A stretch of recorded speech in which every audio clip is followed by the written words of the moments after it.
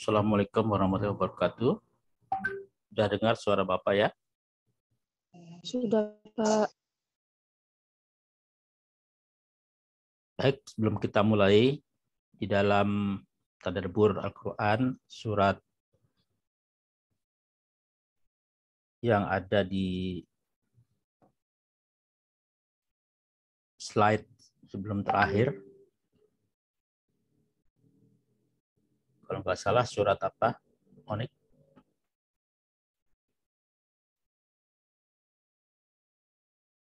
Surah Ali Imran, Ayat berapa? ayat 190 sampai 191. Ya, dibacakan, Mbak.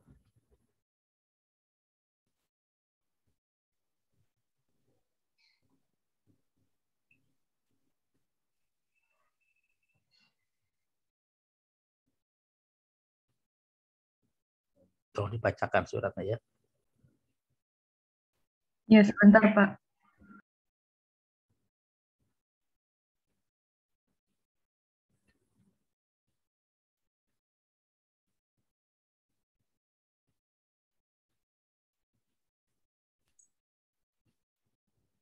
Ini ayat 190-nya aja, Pak, sampai 191, Pak. Dua-duanya boleh. Bismillah. Inna fi khalqis samawati wal ardi wa ikhtilafil laili wan nahari la ayatil li ulil albab. Alladzina yazkuruna Allaha qiyaman wa qu'udan wa 'ala junubihim wa yatafakkaruna fi khalqis samawati wal ardh. Rabbana ma khalaqta hadza batila subhanaka faqina azaban nar. Shadaqallahul azim. Langsung terjemahannya juga, Mbak. Baik, Pak.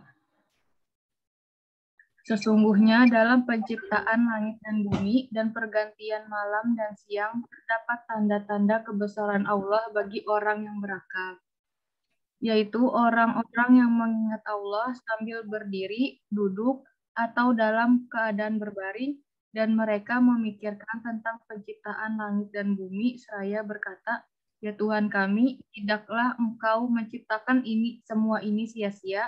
Maha suci Engkau, lindungilah kami dari azab neraka." Maha benar Allah dengan segala. Baik ya, jadi sebenarnya banyak sekali kalau kita perhatikan di dalam surat-surat yang ada di Al-Quran ya, yang mengenai alam semesta. Sehingga sepertinya itu dengan adanya petunjuk itu seharusnya kita ini sebagai umat muslim itu, umat Islam, lebih percaya iman kepada Allah ya, lebih mendalam ya, seperti itu.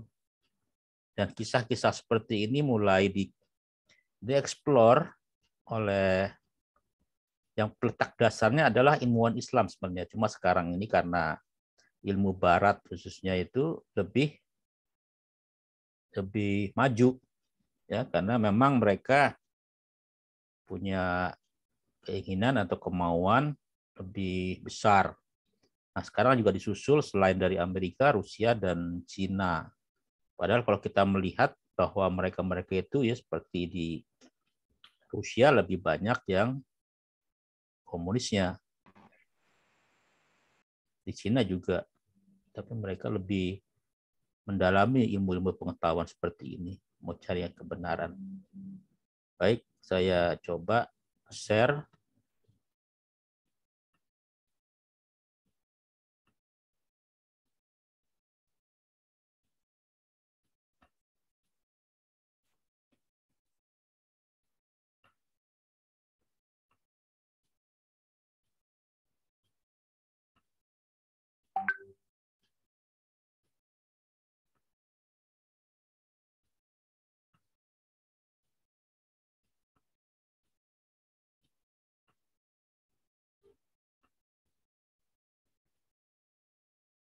Sudah kelihatan, Mbak? Bahan Bapak sudah dilihat belum? Sudah kelihatan belum? Sudah, Pak, sudah. Baik ya. Jadi wahana jelajah angkasa, eksplorasi alam semesta dengan kemampuan manusia dengan segala peralatan yang dimiliki saat ini, ya.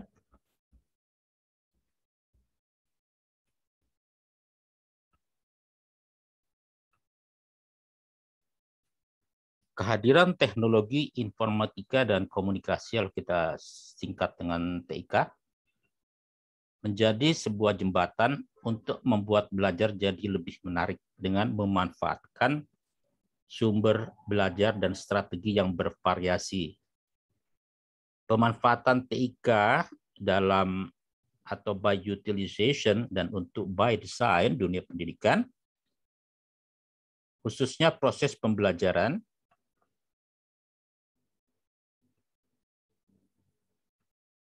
memang tidak sepenuhnya menjawab dan mengatasi masalah yang ada dalam proses pembelajaran. Namun paling tidak kehadiran TIK dan pemanfaatannya dapat membawa peserta didik pada pengalaman belajar yang lebih beragam dan tak jarang memperjelas sesuatu yang abstrak. Wahana Jelajah Angkasa atau WJA merupakan salah satu layanan sebagai alternatif sumber belajar untuk menemukan segala keajaiban dan keindahan luar angkasa. Di dalam WJA terdapat 3 komponen pembelajaran, yakni 1. WWT, 2. Lingkungan belajar, dan 3. KIF.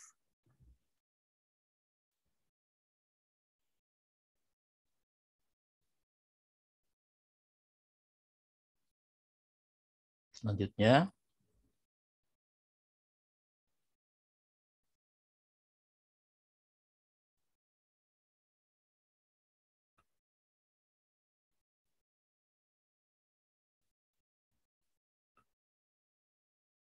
WJA berkembang pada pertengahan terakhir abad ke-20 dengan perkembangan teknologi teropong, pesawat ulang-alik, satelit, dan skylab membantu manusia lebih baik dalam memahami alam semesta. Apa yang sudah saya bahas dalam tulisan menunjukkan bagaimana sains membantu kita memahami ayat-ayat Al-Quran. Namun sebagaimana disinggung pada pendahuluan, penafsiran Al-Quran yang kebenarannya mutlak dengan perangkat sains yang kebenarannya relatif perlu kehati-hatian. Saya beristighfar kepada Allah Subhanahu wa taala atas kemungkinan keliru dalam pembahasan ini. Pernyataan Profesor Thomas Jamaluddin, Kepala 8 tahun 2017.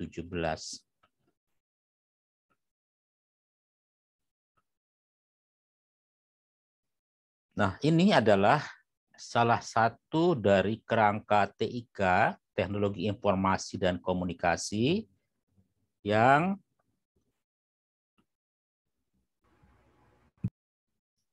sebelumnya juga banyak beberapa instansi yang sudah menggunakan teknologi TIK ini memberikan pelayanan kepada masyarakat, ya. Saya karena pernah bertugas di BMKG, saya mengambil atau mencuplik bagaimana dari data dan informasi yang didapat dari seluruh wilayah Indonesia itu, ya, dari data hujan, kemudian data temperatur yang kita sebut dengan unsur-unsur iklim atau unsur-unsur cuaca, ya, itu diterima di beberapa wilayah region. Yang seperti ini adalah region di Medan, kemudian region di Ciputat, lalu ada Denpasar, Makassar, dan Jayapura yang diteruskan ke Jakarta. Ini namanya headquarter, ya kan? Kalau ini adalah Ciputat, Medan, namanya regional center. Data dan informasi itu, ya kan, dengan menggunakan TI, teknologi informasi, ya, kemudian juga dibekali dengan komunikasi yang canggih, ya, dari mulai observasi, sistem observasi, kemudian diolah melalui telekomunikasi,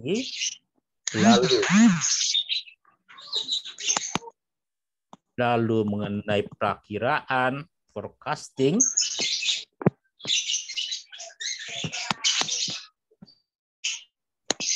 Coba ada anak, ada ya di mute dulu dia. Ada suara masuk.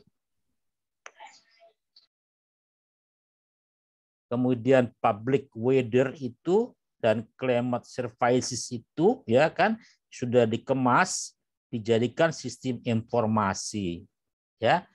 Kemudian ini adalah beberapa sektor-sektor ya yang memerlukan layanan informasi cuaca dan iklim, baik kondisi hari ini, kondisi yang lalu atau kondisi akan datang ya.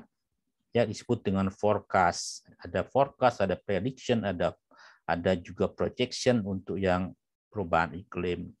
Nah, ini yang kita sebut dengan pengguna dari layanan BMKG.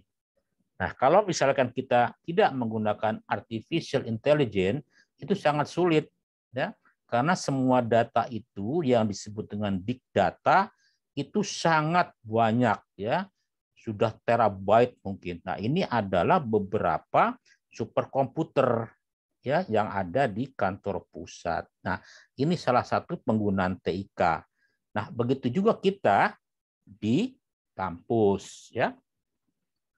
Jadi menggunakan yang kita sebut dengan TIK tadi. Nah, salah satu wahana untuk jelajah angkasa yang kemarin saya sudah minta kepada kalian untuk ya kan mempelajari yakni namanya World Wide Telescope atau WWT. Karena di sini kita diajak untuk ya kan sekedar melihat penemuan-penemuan dari ya kan satelit yang ada yang dipasangi teleskop misalnya Hubble ya untuk mengeksplor menjelajah. Ini suara siapa nih masuk? Ya, yang kita sebut dengan World Wide Telescope, di mana ini dibangun, diinstal oleh American Astronomical Society atau AAS, bekerja sama dengan NASA, ya, bekerja dengan para komunitas astronomer, ya. Jadi kalau kalian misalnya mau melihat, ya, nggak usah harus menginstal HTTP World Wide Telescope org web client. Nah, kalian bisa menjelajah beberapa temuan-temuan baru dari segala macam benda yang ada atau benda-benda langit yang ada di luar angkasa. Wahana jelajah angkasa ya atau kita sebut dengan WGA tadi, kita menggunakan satu perangkat ya internet ya. Dan ini sudah diakui oleh masyarakat akademisi untuk mempelajari tidak hanya astronomi tapi kosmografi, kosmologi, kemudian astrologi segala macam. WWT yang kita singkat dari World Wide Telescope merupakan perangkat lunak yang memungkinkan komputer berfungsi sebagai teleskop untuk mengeksplorasi alam semesta. Nah, itu yang Bapak sudah katakan tadi. Dengan WWT tidak ada perbedaan kasta antara guru dengan siswa. Semua bisa melakukan hal yang sama. Belajar, bereksplorasi, berkontribusi, dan berinovasi. Nah, ini saya kutip dari Aryananda 2008. Nah, ini formatnya ya. Selanjutnya, slide berikutnya. Nah, ini adalah ya kan salah satu wahana ya. Wahana itu kayak semacam kendaraan gitu loh ya. Kita mau ke suatu tempat kita harus punya wahana. Apa misalnya kereta api, ojek ya kan. Kemudian sekarang ini lagi online Gojek segala macam atau mobil pribadi ya atau sepeda motor itu wahana. Nah, ini adalah ya kan yang disebut dengan Hubble ya.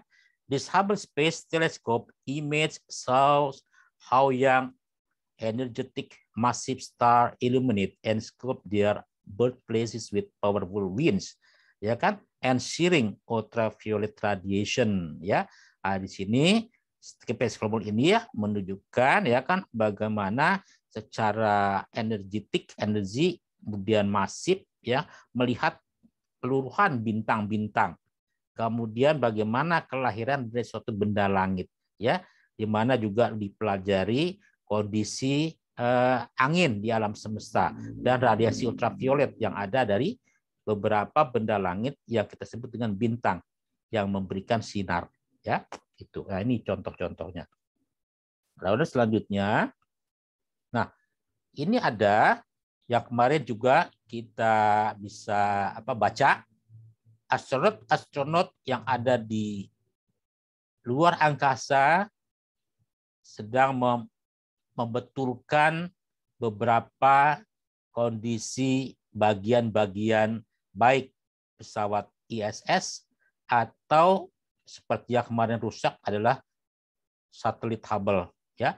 Dengan WWT pengguna bisa menjelajah seolah terbang di angkasa luar atau seolah berdiri di bumi menatap langit. Dengan WWT pengguna bisa melihat foto-foto antariksa dari teleskop angkasa luar Hubble Space Telescope, Chandra X-ray Observatory Center, Spitzer Space Telescope, dan banyak lagi secara interaktif. Spacewalk merupakan aktivitas yang dilakukan astronot di luar ISS yang mana mereka akan melayang-layang di ruang hampa. Ya, jadi seperti kemarin yang kalian menonton film Gravity, contohnya seperti itu. Jadi berjalan di ruang hampa. Kita sebut dengan spacewalk. Nah, saat ini juga sedang dirancang untuk 2024 ada kayak semacam balon udara yang merupakan satelit luar angkasa untuk wisata ke luar atmosfer. Jadi di luar atmosfer kita dengan biaya per orang 1,8 miliar. Itu udah banyak yang pesan.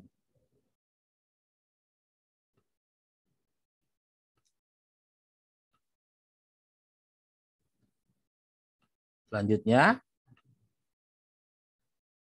ini di belakang background daripada tulisan Bapak itu contoh beberapa benda-benda langit yang bisa disaksikan dari Hubble satelit, ya, Space Hubble satelit. Selain itu, kehadiran WWT dimaksudkan untuk merangsang minat dalam ilmu astronomi di kalangan generasi muda, dengan menyediakan dasar yang kuat dan menarik untuk bahan belajar astronomi. Sebagai sumber belajar yang berbasis WWT, wahana jelajah angkasa memungkinkan pengguna seperti peserta didik, guru, dan masyarakat bisa mengeksplorasi dan melihat semua image atau citra luar angkasa tanpa harus memiliki teleskop yang relatif mahal. Selain sumber informasi dan ilmu pengetahuan, WWT bisa dikembangkan menjadi sarana pembelajaran sains, khususnya astronomi. Wahana jelajah angkasa berbasis WWT idealnya dapat diintegrasikan dengan serangkaian aktivitas ilmiah seperti eksplorasi, analisis, dan pemecahan masalah yang terkait dengan alam semesta dan fenomenanya. Ini diambil dari NASA ya. Selanjutnya, ini contoh dari kita kemarin yang Mbak Monik pernah mencoba menampilkan dengan stellarium. Nah, Bapak cari ya kan posisi ISS ya. Anak Mubayitul, ISS singkatannya apa itu? International Space Station, Pak. Nah, pas pada saat ISS yang kita ada dua ISS yang namanya Jarya dan adanya namanya Beck gitu. Tapi kita ambil yang ISS Jarya. Jadi kalau kamu buka untuk lihat stellarium, kamu cari ya kan ISS pada tanggal, nah ini ada tanggalnya nih Bapak ambil ya kan. Bapak kemarin ambil kalau nggak salah tanggal 16 Juli 2021. Nah, di sini di bawah nih, tanggalnya di bawah. Nah, di sini di sebelah kiri juga ada search ya, search date. Jadi kamu mencari data pada tanggal itu. Posisinya di mana? apakah di belahan bumi utara atau belahan bumi selatan. Nah, lintangnya yang kamu dapatkan nanti setelah lihat di stellarium adalah kamu ambil ya letaknya itu yang longitude-nya dan latitude-nya yang on date pada saat berada kamu ya di lintang kamu di rumah ya. Jangan yang J2000, jangan. Ya, kamu ambil yang on date. On date ini adalah dengan bujur timurnya 94 degree 59 menit. Nah, kemudian karena dia lintang utara minus 53 derajat 19 menit. Gitu, Mbak ya. Nanti dilihat di stellarium. Posisi pada tanggal 16 Juli 2021, Mbak. Nah, tolong baca Siti. Iya, Bapak. Tolong bacakan. Baik. 2. Lingkungan belajar. Iya. Lingkungan belajar pada dasarnya adalah upaya memfasilitasi peserta didik dengan berbagai fasilitas, baik bersifat fisik maupun non-fisik. Dalam lingkungan belajar, terdapat serangkaian aktivitas yang diarahkan untuk pencapaian tujuan serta meningkatkan kemampuan pemecahan masalah. Melalui berbagai pendekatan, proses kolaborasi dan komunikasi juga ikut mewarnai aktivitas yang dilakukan. Jadi, lingkungan belajar bukan sekedar ketersediaan fasilitas fisik dalam pembelajaran. Wilson 1996 seperti yang dikutip Cooper dan Reynolds 2002 mendefinisikan lingkungan belajar sebagai tempat di mana peserta didik dapat bekerja bersama dan mendukung satu sama lain dengan memanfaatkan berbagai alat atau bahan dan sumber informasi dalam rangka mencapai tujuan belajar serta sebagai aktivitas pemecahan masalah. Baik, makasih. Jadi dengan adanya wahana ini diharapkan nanti kalau kamu sudah bisa mengajar ya, itu gunakan ada peralatan misalnya di lab komputer kepada siswa didik. Jadi kita tidak monoton harus menggunakan spidol atau kalau misalnya masih ada kapur di papan tulis. Sekarang saatnya baik SD, SMP, SMA sudah canggih ya, Monik ya. Kalau nggak salah udah punya lab komputer ya, kalau nggak salah ya. Iya, semua sekolah sudah ada disediakan. Sudah ada disediakan, makanya kita tidak hanya mengajar saja, tapi kita didik juga mereka biar tidak gaptek gitu. Karena generasi milenial seperti kalian ini itu diharapkan menjadi guru yang mandiri. Ya kan, guru yang tadi bisa berinovasi, bereksplorasi segala macam. Itu loh maksudnya. Baik, nanti kalau ada putus hubungan Zoom Bapak, kita kembali 5 atau 10 menit ya.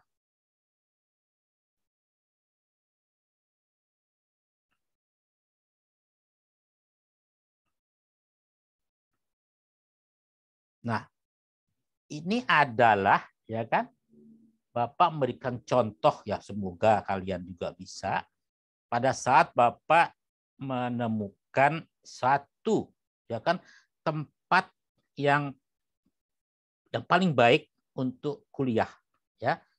Kebetulan kesempatan dari kantor S2 saya di Prancis. Nah, ruang kuliahnya ini seperti yang ini, ruang kelasnya. Ya kan?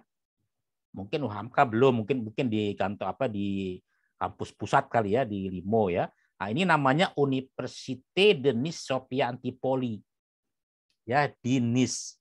Nice itu nggak jauh dari tempat kira-kira 15 menit ya ke Monaco. Jadi tempat kalau kalian senang hobi balap mobil itu kan, Formula One itu saya kuliah di Nice Sophia Antipoli di tenggaranya Perancis. Nah, saya paling enak duduk ya paling belakang, Mbak. Kenapa? Karena nggak berani duduk di depan, ditanya nanti sama dosennya gitu. Padahal kita kan bahasanya masih ece-ece, ya kan? Nah, ini kampus depan gitu. Nah, kamu berusaha Kalau kamu nanti punya keinginan, pasti akan tercapai. Nah, inilah salah satu lingkungan belajar kita. Kalau kampusnya sudah enak, nyaman, aman, kita senang, ya kan, untuk menimba ilmu. Gitu. Ada pertanyaan? Kalau tidak ada pertanyaan, tinggal 9 menit lagi kita bisa berjumpa. Nanti kita lanjutkan. Ada pertanyaan? Jangan lupa nanti akhir daripada tugasnya nggak ada, Bapak kuis keempat terakhir ya. Mungkin pada sesi kedua.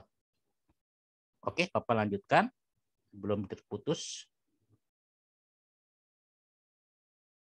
Nah, selain daripada ruang belajar, ruang kelas, kemudian halaman kampus, ini contoh-contoh di UHAMK. Ya. Ada staf admik dan ada tenaga pendidik dan mahasiswa. Siapa yang kenal dengan Bapak ini? Tidak ada yang kenal? Mas Gaga nggak ada kenal? Siapa Mas Gaga? Beliau? Duh, Mas Gaga nggak ada nih, Gaga Setiawan. Ada Pak. Maksudnya ini siapa nih? Tenaga kerja. Yang mana nih Pak? Yang tengah.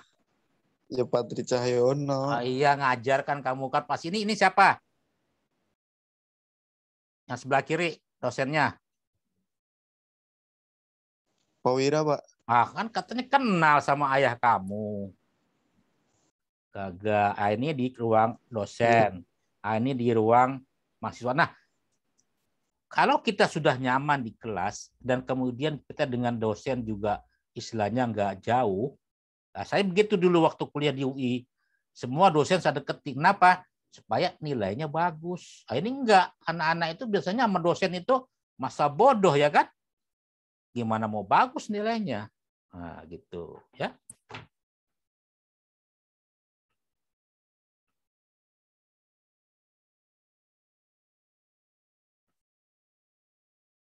Fendi, sorry. Adit, ya.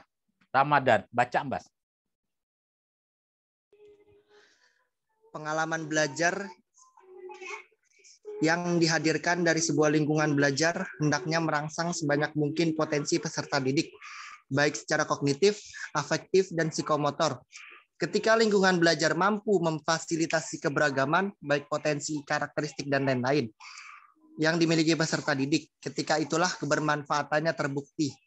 Selanjutnya, Rita Mariana tahun 2010 menyatakan bahwa lingkungan belajar merupakan sarana bagi siswa dapat mencurahkan dirinya untuk beraktivitas, berkreasi, hingga mereka mendapatkan sejumlah perilaku baru dari kegiatannya itu.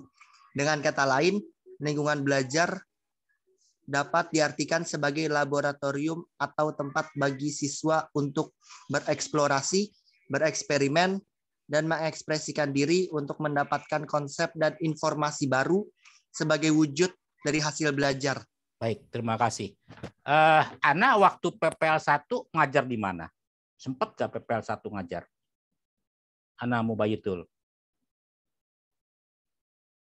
Iya, kenapa Pak? Sempat ngajar nggak PPL 1? Enggak Pak, kita wawancara Pak. Wawancara. Siapa di antara kalian yang ngajar di kelas? Belum? PPL berapa kalau pas ngajar? Belum ya? PP2 Pak itu Pak. PPL 2. Belum kamu nih? Belum Pak, semester 7 nanti. Oke. Nah, coba nanti ya kan ada bahan yang dari Bapak ini, kamu coba dengan materi yang sederhana, tapi anak didik itu bisa paham. Ya, jangan terlalu sulit bahan-bahan yang kamu berikan, tapi yang kira-kira mereka itu saat ini ya, anak-anak itu kan sudah tahu mengenai HP, ya kan, kemudian game apa segala macam, kemudian juga kuis-kuis segala macam. Nah, hal seperti itulah ya yang saat ini itu dibutuhkan, Mas. Gitu. Artinya bahwa kalian ini harus ya memahami jiwa dari siswa-siswa saat ini. era ini gitu, karena mereka adalah generasi Z mungkin gitu ya. Baik, saya minta dulu ya sebelum kita istirahat sampai jam 9.15 menghidupkan video cam kalian. Saya mau ambil foto dulu. Nanti istirahat baru. Tolong dihidupkan dulu, nanti di-off lagi. Sepertinya hari ini karena pertemuan terakhir mungkin masuk semua nih, 27 ya siswanya ya, Adit ya. Ada 29, Pak. Iya, lagi. Oh ya, nanti di WA ke Bapak ya yang tidak hadir hari ini ya, izin ya. Iya, Pak. Ya, oke. 1, 2, 3. Ya, tolong Fauzanatun Laila atau Tasani dibuka. 2, 3. Baik, terima kasih. Saya akhiri dulu sesi pertama. Terima kasih. Assalamualaikum warahmatullahi wabarakatuh. Waalaikumsalam warahmatullahi wabarakatuh. Waalaikumsalam warahmatullahi wabarakatuh. Terima kasih, Pak. Iya.